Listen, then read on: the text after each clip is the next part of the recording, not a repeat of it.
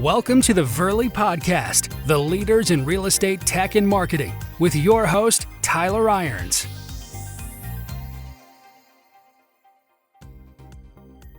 Welcome to the VRLY Podcast. Today we have on Tommy Johnson. Tommy is with VRLY Storm Basketball and City of Guards Basketball Training. So, Tommy, I appreciate you coming on today, and just a quick background. I mean, we've known each other for a while now, and over the last couple of years, I've seen you make some really big impacts in the community. So I'm just gonna hand it over to you here, and you just tell me a little bit about what you have going on at VRLY and COG. All right, yeah. VRLY's been around for quite a while, about 4 years now. I was coaching with them for the first part, and then I took a couple years off with them as I started, making my way into the high schools with Lincoln High, coaching JV girls there. And then 2 years back in 2019, I started City of Guards. I thought I could reach more kids and then just the one team that VRLY had at the time. Mm-hmm. So I decided to, give my chance the opportunity to reach more kids, and went off pretty well right away, right off the jump. We had, at my first camp, I had 50 kids, and I was like, okay, this is probably the right decision to make. And then VRLY came back and was like, hey, we're not going to do VRLY anymore unless you're going to take it over. So in August, I took VRLY over. We went from one team to now we have 6 teams. So VRLY's been going good too. Yeah, and that's a huge jump. I mean, taking over teams is not an easy task. I mean, that's multiple practices a week and games on the weekends. I mean, that's a big commitment on top of what you were already doing, which is, City of Guards is basketball training. It's actually the skills and development of the individual player, not as much as the team aspect. So it's 2 full-time businesses for sure that you're running, and they obviously they pair well together, right? So obviously you can develop your players as individuals, and then you can actually go in and get to teach them as a team. I just want to kind of cover a little bit about just your story in general, right? So just kind of give us a quick rundown of what your journey was through basketball and how you kind of got to where you're at today. Okay. Yeah. Basketball, it's been a part of my life since basically the day I was born. I have older siblings that played, and they were excelled right away, or basically excelled in basketball right away, which is crazy because we have no family background of my dad didn't play, my uncles, my great grandparents, no one in our family generational life didn't play at all. So it's crazy that we're just kind of naturally blessed with being able to play basketball. So right off jump, when I was in first grade, I was playing with the 4th graders, and then from 2nd grade and then so on, just always played up levels. When I was in 6th grade, I was with the 8th graders. And then when I got into high school as a freshman, I'm with the JV, and then sophomore, I'm with varsity, and so on. And then I went to college. I had a pretty decent high school career, I would say. I say if I'm on a winning team, I had a good career. And so then I went on to college, and I decided to go to Iowa Central Community College, which was a junior college, because I really wanted to play right away. I didn't want to go to a 4-year and be the, bottom of the barrel playing JV again as a freshman. I didn't want to do that. So I went to a 2 years college and played, and we did really well as a team. We went to nationals. And then from there, I decided to go back home because Iowa Central is about 4 to 5 hours away. And I decided to go back home to Crete, Nebraska, which is Doane College. And at Doane, I did really well during the preseason and everything, and then I ended up tearing my ACL. So that was a bummer. And then from there, I kind of got really discouraged and didn't know how to deal with failure and all that, and didn't know how to overcome that because I'd never seen anybody in my family ever do it. So I was just like, yo, I'm gonna hang up my shoes, went back home, and then I took a semester off of school, and I realized like I'm already like halfway there. I might as well just get a degree to make my mom happy, basically, and make my dad happy. And so I got a degree, and then after I got the degree, I went applying for all these like jobs and everything, and like it was not me. I was like, why would I go to school and do all this and work for someone else? I was like, I didn't understand that. So I started my own business, which was a cleaning business. And at the time when I started my cleaning business, I found myself becoming more like available, more free, rather than working these 60-hour weeks. I was working 20 and making that same paycheck. And then so my time became more available. So I was able to I didn't even know my nieces were playing basketball. And my nieces were in 3rd grade at the time, and they were playing basketball. And I was like, what? My nieces are that old already to be playing basketball? And then so I went to their games, and they were winning. They were doing really good. And so I was just really supportive. And then I saw them play in a game where they got beat by 33 points.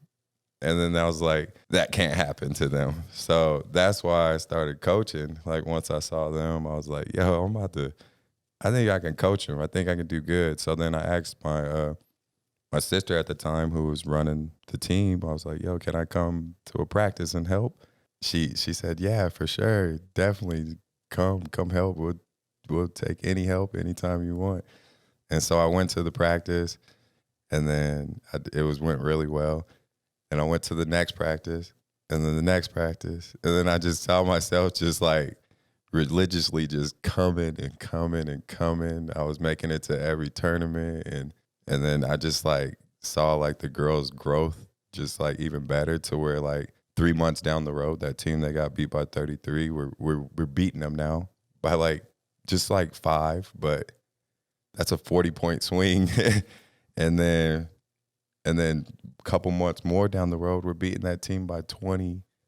Now then, a couple more months down the road, we're beating their older top team. And it's just like, yo, I gotta keep the momentum rolling. If I can get these couple girls good, I think I can really improve even more and more girls. And from that point, I like actually hung up the cleaning business and was like, I need to do something that I completely love. Like, how can I monetize off and still be like super impactful to these kids with something I actually love doing? And then something you love doing, like when you love something, like all that just naturally falls into place. Like everything, like being able to live off of it and everything just naturally falls into place. So yeah, I started with VRLY. That's kind of like my little rundown of how I am where I am with City of Guards and VRLY. Yep. So. No, that's that's really good insight, into the journey that you traveled to get to where you're at. And I think there's this misconception that a lot of people have that, if you don't make it to college basketball, or you don't make it to the NBA, you failed in basketball. And it's like, I don't know where that narrative came from, but I think the most important thing is that you love what you do. Like you're a prime example of being able to go out, create an income, a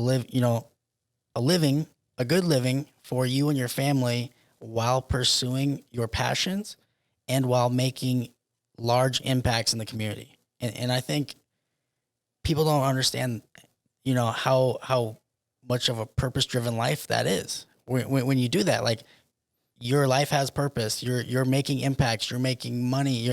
You can do all those things together. It doesn't have to be pick one or the other, Yeah. And I think just that narrative has been pushed so hard, where it's like, and one of the things you do that's different is like you're not a nonprofit. You're a for-profit business. You're a for-profit business that makes money and is massively impactful. So I think that other people need to sit back and kind of listen to your story and take it in, where they can reflect on it and go, I don't have to be a nonprofit. I don't have to answer to a board of directors. I don't have to do all these things to make an impact in my community or be seen as a community leader, because you've changed that storyline essentially by just going out and doing it and saying, hey, I'm going to be my own business owner. I'm going to make my decisions. I'm going to be agile by not having a board of directors, so I can change and adapt and make decisions in real time. And you're living proof of it just taking off, like a wildfire. Like everything you've achieved in just a short amount of time, even with COG and then taking on VRLY, as a program is very incredible. One of the other things that you mentioned when you were telling your story was the fact that you failed and you didn't know how to deal with it. So like to me, that's like super relative to where most people are at today in their lives, right? Mm-hmm. As a company, we're constantly trying to innovate and move things forward. And one of the conversations I have day in and day out with my staff, day in and day out with my clients, is not having a fear of failure and like getting rid of that stigmatism around it, that it's a bad thing. Yeah. Because, it's so, it's essentially institutionalized into us that we shouldn't fail, that failure is bad. When in reality, like, you grow from failure. So if we're not pushing ourselves and we're not failing, we're not growing. So the fact that you were able to just self-identify and do that, I mean, it says a lot about you and your character as well, because that's a hard thing to do. And that's really hard for most people to accept. Like, there's so many times I see people fail and all the pressures and all the stress that they're experiencing from that failure is from themselves. Like, there's no external force putting that stress on them. And like, sometimes I have to even, literally have a conversation with like employees or friends or, clients and just say, hey, why are you stressed? And, and let them think about it for a second, say like, am I stressing you? And we're like, well, no, I didn't put stress on you. I didn't punish you or make you feel bad for failing. Did your peers punish you? It's like, no. It's like, did anybody besides yourself make you hold this like stress of failure in? And 90% of the time it's no, mm-hmm. So it's like understanding that it's okay to fail and it's okay to relax from that failure and just get up and try it again. Get up and try it again. And then once you master that, find something else to fail at. Right. Yeah. And that's why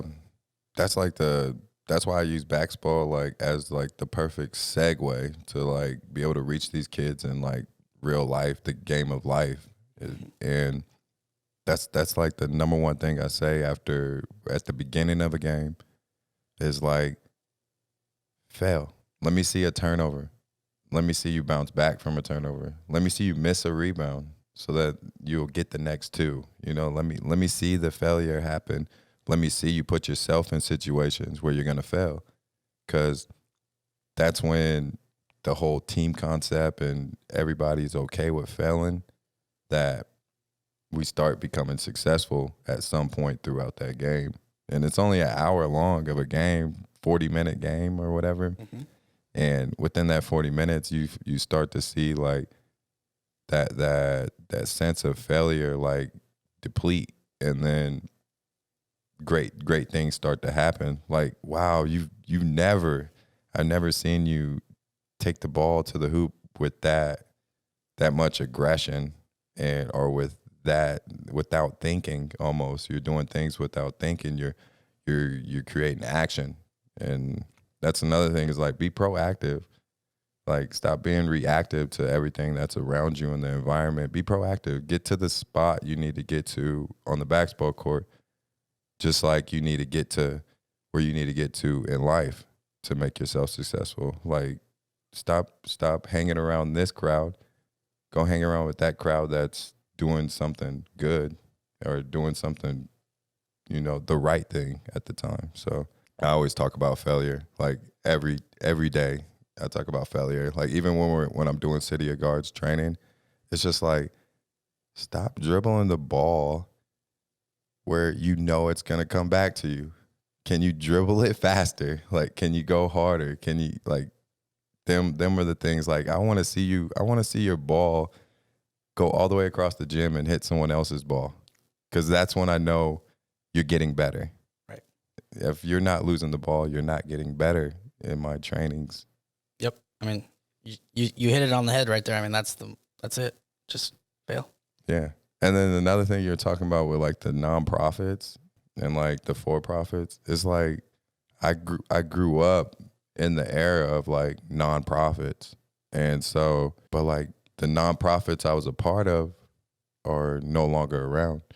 But the for-profit clubs that have seen are still around, and they're actually kind of growing, in a sense. So when I created like the whole business model, it was like, why do a why do a nonprofit when like you said, I won't have any control. And then at some point, if I do something that is aligned with my morals or what I think is right, and the 8 people on my board don't, they can take my whole vision and create it and make it their own. And I'm like, that's just not something that.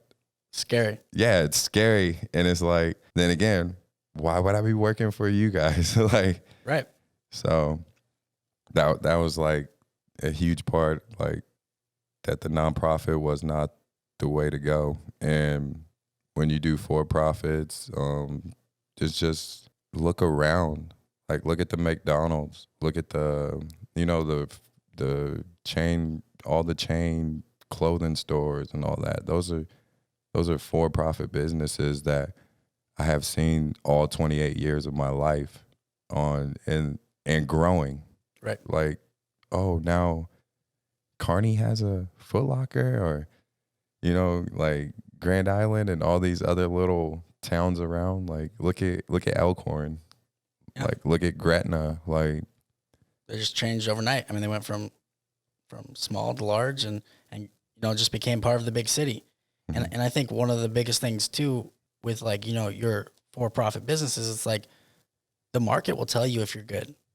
If you're not good, the market will close your ass down. Like it'll happen real fast. Like, so just prove yourself in the market. Like if you weren't doing big things, you wouldn't be growing. If you weren't being impactful, you wouldn't be growing. So I think that says a lot about, just the entrepreneur mentality, where it's like, I'm going to control my destiny. I'm going to decide what's going on. Like I'm going to be able to adjust to the market. I'm going to be able to, be agile and make those changes if I need them. And I think, you've made a lot of changes from your model, like just over, half a year, like the things from where you came from and what you're doing, like you're able to do a lot. And I'll let you kind of talk to that, but I guess let's hit on a little bit on like what you've been doing in the community and things like that. Oh yeah. That like you can, with the for-profit, you can still reach any demographic of that you want to reach, whether rich, poor, from this neighborhood or that neighborhood, from this side of town or that side of town. You can still reach all the people you want to reach, and that's what I do with the for-profit. I find these like other businesses that do these things and these organizations that do really good things in the community, and I team up with them and we create events. So like every Friday night I do a teen night at the Salvation Army, which is a place I grew up in. And I'm like, yeah, for sure. Like, let me take over teen night and revive it. 'Cause they were only having like 10 people like a night come, and now we're averaging like 90 kids to come throughout the school year. So like I teamed up with them, and it's been great. It's free for the kids. It gives them a safe haven, a place to come on the weekends. Instead of going somewhere else, they can come to a positive environment, like, and they can be safe there. Like, it doesn't matter if you're having problems at home or if you're having problems with another peer. You and that same peer will be in the same building, and you'll know how to coexist. Because there's going to be people in your life you just don't like. But absolutely, just a fact of life. You're going to have to coexist. And like, so they get a lot out of it than just being in a safe environment. They're going to learn how to be around another kid or another peer that they don't like. And I see them playing together. Right. Like, yeah, they'll forget about it real quick. I mean, that's life. Like, you just let things go, and then all of a sudden it's not a big deal. Like any age, that's just the way it goes. Right. But no, I totally agree. Like, to have that safe place is super impactful. To have a place to go in general, because there's so many times where it's like youth don't have a place that's their spot. A lot of times when they go places, especially in those teen years, they're seen as like a nuisance or a problem. They're like the businesses don't want them around because they're loitering, or like, the adults don't want them around because they're in the way, or they're just always seen as this nuisance. And which is really sad, because this is where they're learning to, assimilate into society and be productive, members of it. So they need to be able to, especially like nowadays with everything being so digital, I feel like, a lot of those kids don't have the EQ, the emotional intelligence to go out and engage with each other and talk and ideate and sit down and like just be around people outside of the school environment. And when you're in the school environment, it's just so controlled, that you don't get to be yourself. You don't get to have your own personality. You don't get to like just sit and talk and just do the things you want to do. And it's not necessarily about like going and doing an activity. It's just about being around other people. Yeah. So, and basketball is a great way to make that happen. And I think that's one of the things I've seen most from what you've been doing on those, like, teen nights, is so many kids show up that don't play basketball. The majority aren't there to play basketball. They're there because there's a place to be, that they're welcome, that they feel safe and comfortable at. So that says a lot about, everything that you've essentially created is it's doing pretty impactful things. Yeah, for sure. And then another thing I do in the community, I teamed up with the Lincoln Police Department, and then Stanford Bradley Senior, both of them who work in the community. My brother Michi, he's essentially who I want him to, take over that role, because he is that spark too that creates my innovation and all that. And once I get him to come out, I think we can be like a two-head monster. Yep. But yeah, he helps me out. He's at every event as well too. So I'm with the LPD, and we do like we did a free 3-on-3. We do like free events each month. We try to like throw a free event out each month for the kids. We did a 3-on-3 tournament called Badges for Basketball. We had over 50 kids like just to come to participate, but we had over like 200 people come and like just check it out and watch it. And that event went really well. And then this month, next Tuesday, the 30th, from 6 to 8:30, we'll be doing bowling event where it's free bowling, and then they get food, and that there is for all the youth, and then like even little kids from like 3rd grade, 4th grade. Their parents are welcome to come too as well. And that there, it gives like, just like, how you said like the teenagers are like looking like as a nuisance. And so like that's the perspective we have of cops, and cops have that same perspective back. And so where they're just like, the main thing I want out of those events is that they're building a new perspective. So like, not all cops are bad, but also not all kids are bad as well. So even if that kid is on probation, he's still a kid. Like, he's still learning. He's still like, yeah, he failed a little early, but he's still learning, And so like, that's the main thing I want out of those events with the Lincoln Police Department. Yep. I mean, that's huge. And just getting that's probably a lot of people's first opportunity to like actually sit down and talk, and with a police officer and things like that, and just understanding that everybody's just people and we're all human. So if we're just have dialogue and transparent dialogue, even if it's not not all conversations are good, and I say this all the time, it's like it's worth having the hard conversation. So if things are going on in your community, it's worth having that conversation with the community leaders and the community, like law enforcement, things like that, so they know how you feel, and then they can adjust to it, And so it's like, it's when like resentment and like people are feel some type of way on either side, and then most of the time the other person doesn't even know it. They're just like, oh, you're mad. Okay, I didn't know. Like, but if you just have those conversations and you learn how to communicate, so much can be resolved just peacefully and diplomatically, that it's things don't always have to be as hard as we make them. Right. For sure. So I'll, I won't take up much more of your time, but I appreciate you coming in. Is there any other big moves you guys have planned this year? I just say, stay tuned. Stay tuned. We always are thinking and trying to grow in any type of way, whether growing ourselves and growing our businesses as well. I say just stay tuned. Stay engaged with what VRLY's doing and what Lincoln City of Guards is doing, because we are a family, and creating a really community environment where we're trying to bring all Lincoln together, so where people will be like, yeah, Lincoln is the place, Lincoln is where it's at, and so yeah, just stay tuned. And Definitely. Okay. So if people want to reach out or get involved or follow along, how can they get a hold of you? Oh yeah, for sure. My main platform I use is Instagram. So if you just look up Tommy_LNK_COG, and you'll get like live updates on everything I do, from groups to events, just everything. So if you want to really be involved, just download that IG, which I'm assuming most people have, and look up my IG handle. Yeah. If they're watching this, they're probably at least understand the internet, so they have Instagram and podcasting. So they should be good. But again, appreciate it, Tommy. Thanks for coming on. If anybody has questions, they can reach out to you. We'll provide you information in the link. But thank you again for coming on. Thank you for everything you've been doing in the Lincoln community, and look forward to seeing what you do next. Yeah, appreciate you having me.